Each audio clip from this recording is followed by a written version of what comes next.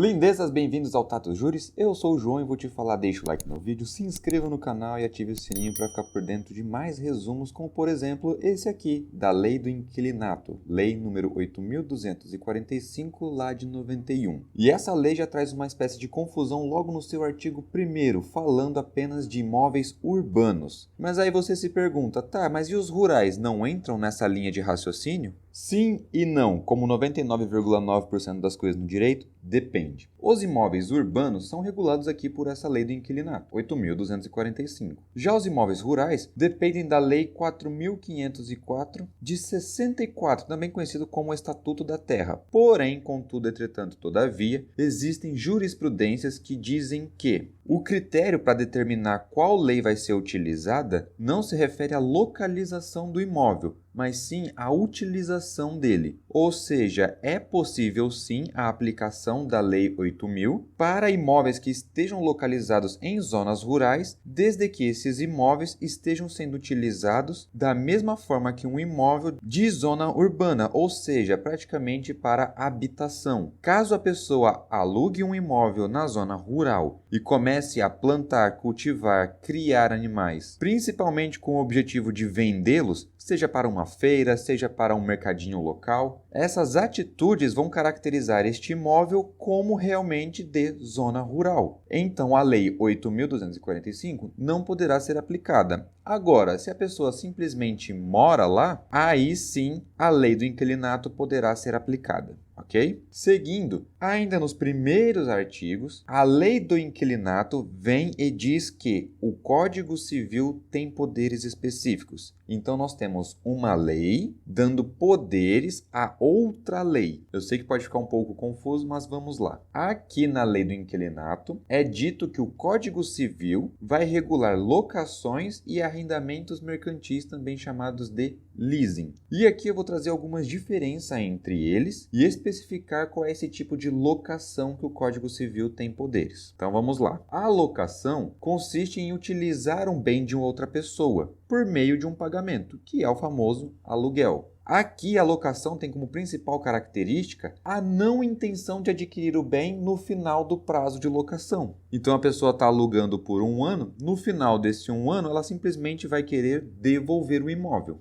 Beleza? E aqui as pessoas envolvidas serão chamadas de locador, a pessoa que é o proprietário, geralmente uma pessoa física, e locatário, o inquilino, também geralmente pessoa física. E aqui qual seria o objeto dessa locação específica? Regulada pelo Código Civil. Podem ser imóveis públicos, lá da UDEM, União, Distrito, Estados e Municípios, como também garagens. Sim, há casos em que a garagem e o seu imóvel, o seu apartamento, são separados. Eu, por exemplo, moro de aluguel em um apartamento, pago apenas o IPTU do apartamento. A garagem referente a este apartamento é pago por outro morador do mesmo prédio, porque é esse morador quem utiliza a garagem. Então, quando chega o nosso lançamento, quando chega a fatura do IPTU, aquele referente ao apartamento possui um código, possui um número de inscrição. Já aquele referente à garagem, à vaga onde o carro é estacionado, possui outro número. Isso acontece, beleza? E também será referente a espaços destinados à publicidade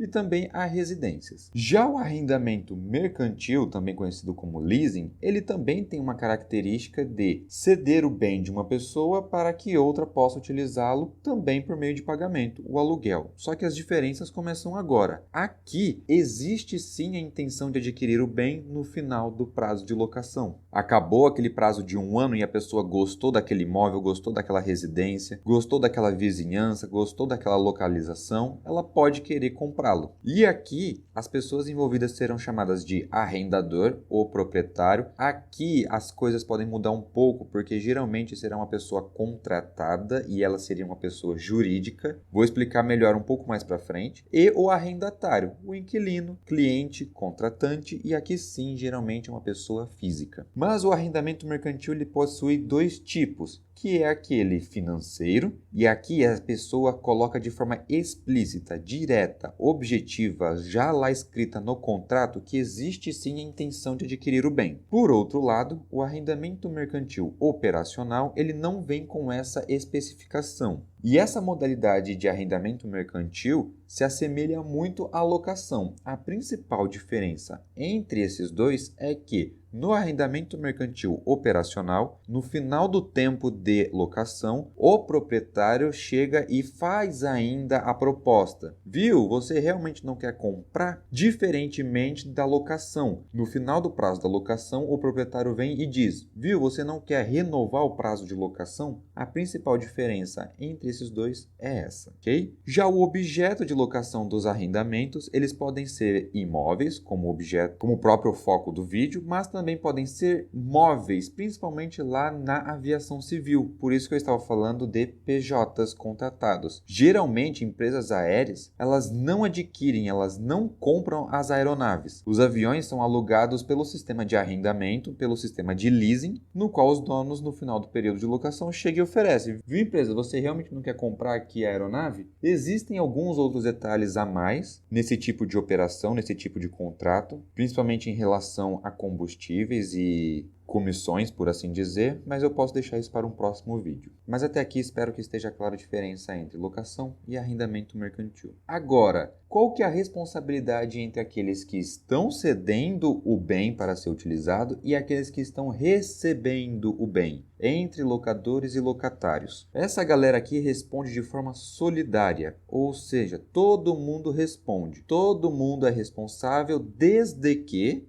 não esteja estipulado em contrato uma pessoa específica. Como assim? Suponha que dois locadores, o A e o B, sejam eles cônjuges ou sócios, vão apresentar um imóvel ao locatário. Só que apenas o A toma atitude, apenas o A marca a reunião, apenas o A apresenta o imóvel, apenas o A oferece o contrato. E a partir deste momento, nós podemos ter duas situações. Suponha que exista algum tipo de problema, infiltração, queda de energia, alguma coisa assim, e no contrato não vem estipulado quem é a pessoa responsável com quem o locatário vai lidar com esse tipo de problema. Neste cenário, o locatário pode sim cobrar soluções tanto do A quanto do B. Nesta situação, o B não pode chegar com as seguintes desculpas. Olha só, foi o A quem agendou a visita. Foi o A quem fechou o contrato. É com o A e somente o A que você tem que resolver esses problemas. Se no contrato não tiver especificado que é apenas o A quem vai resolver os problemas, B também será responsável por solucioná-los. Já no segundo cenário em que existe o problema,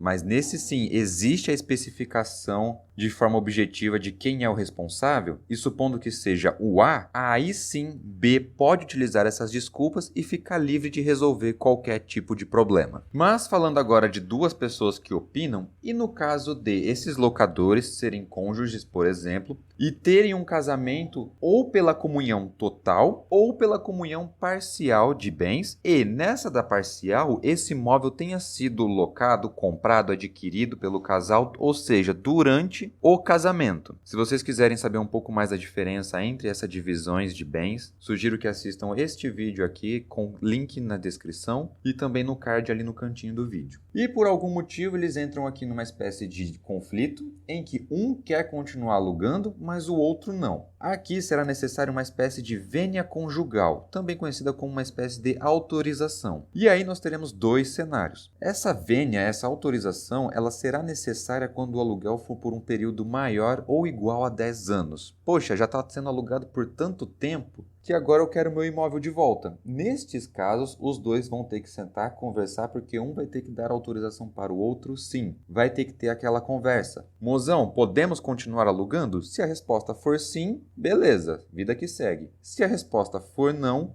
este aluguel terá que acabar. Agora, caso seja por um tempo menor do que 10 anos, essa autorização não vai ser requerida. Geralmente é o que acontece. Na maioria dos casos, os aluguéis são por 30 meses.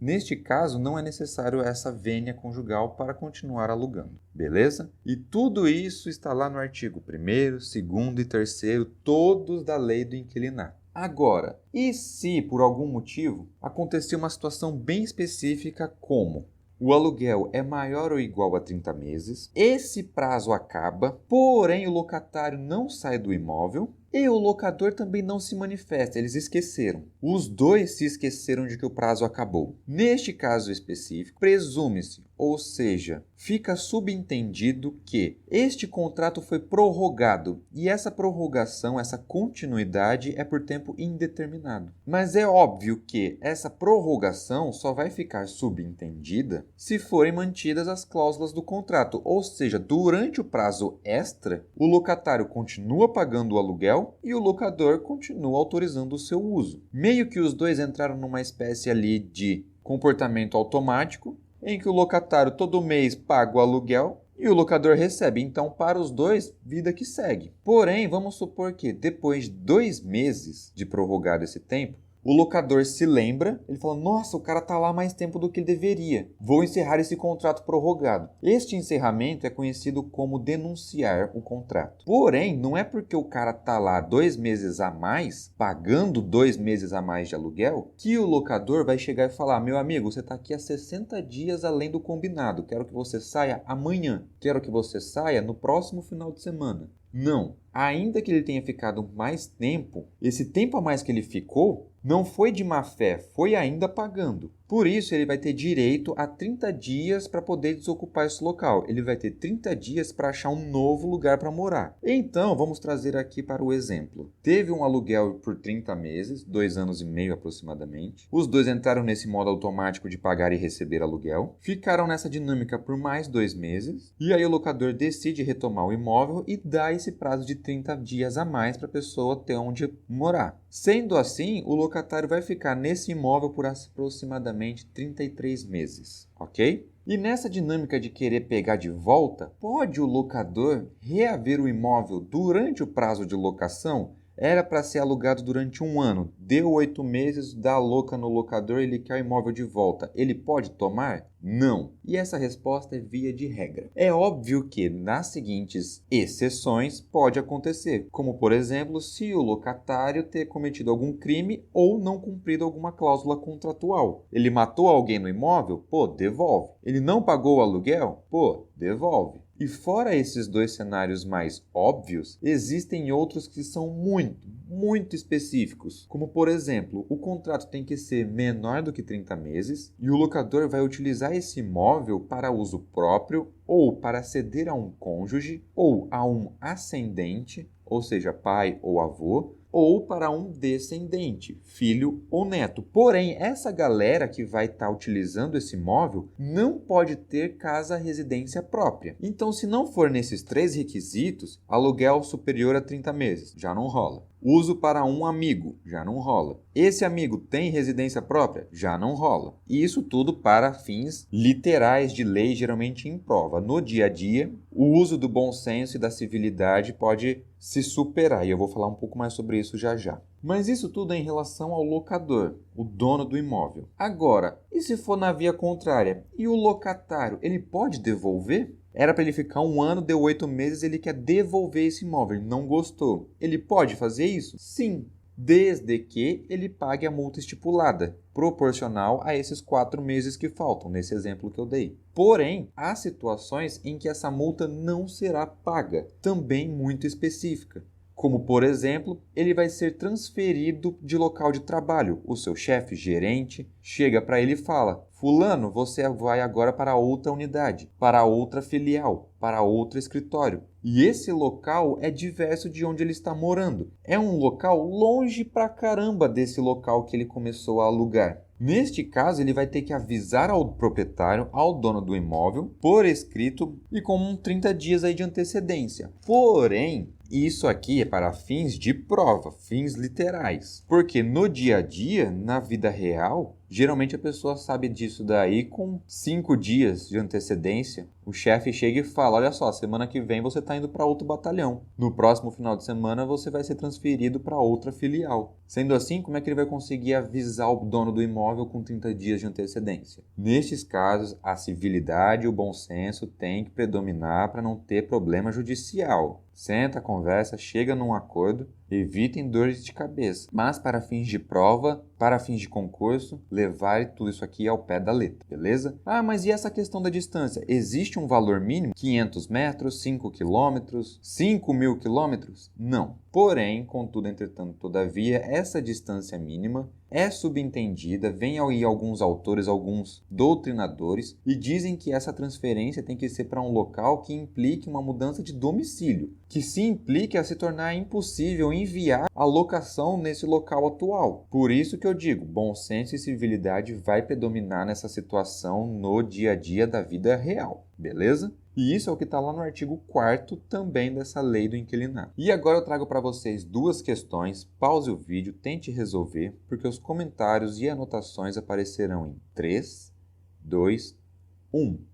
Aqui nós temos uma historinha de uma pessoa que está sim sendo transferida de local de trabalho pelo seu chefe, não foi por vontade própria. E a historinha já vem te dar todas as informações que você precisa para poder responder. Ou ele te dá, ou não, não fica nada subentendido. E pela historinha que nós temos aqui, a pessoa deixou de avisar por escrito com 30 dias de antecedência. E aquilo que eu falei, para fins de prova, a lei vai ser literal. Para fins de vida real, tente evitar essas situações. E aqui, a principal diferença entre a letra A e a letra C é que a letra C está mais completa. Sim, existem provas que são chatinhas, para dizer o mínimo, a esse ponto. Porque, teoricamente, o locatário terá sim que pagar a multa por ele não ter avisado. Mas a letra C vem e especifica o motivo, beleza? Já a segunda e última questão, mesma coisa, comentários e anotações em 3, 2, 1. Aqui ele está falando sobre a lei de locações e que era incorreta. E a letra E está errada porque ela diz que a referida lei, ou seja, a lei de locações. E essa referida lei determina as locações para vagas de garagem? Não. A lei de locações dá poderes à lei do Código Civil, porque o Código Civil é uma lei, e é essa outra lei que vai falar sobre as vagas de garagem. Pegadinha chata, eu sei. É uma questão de concurso, eu tive que adaptá-la aqui para uma coisinha ou outra, mas caiu sim em provas. Beleza? E é isso, espero que tenham gostado e entendido. Qualquer coisa deixem aí nos comentários, sugestões de vídeos que querem ver resumidos. No mais, deixe o like no vídeo, se inscreva no canal e ative o sininho para mais resumos. Valeu pela atenção e até o próximo.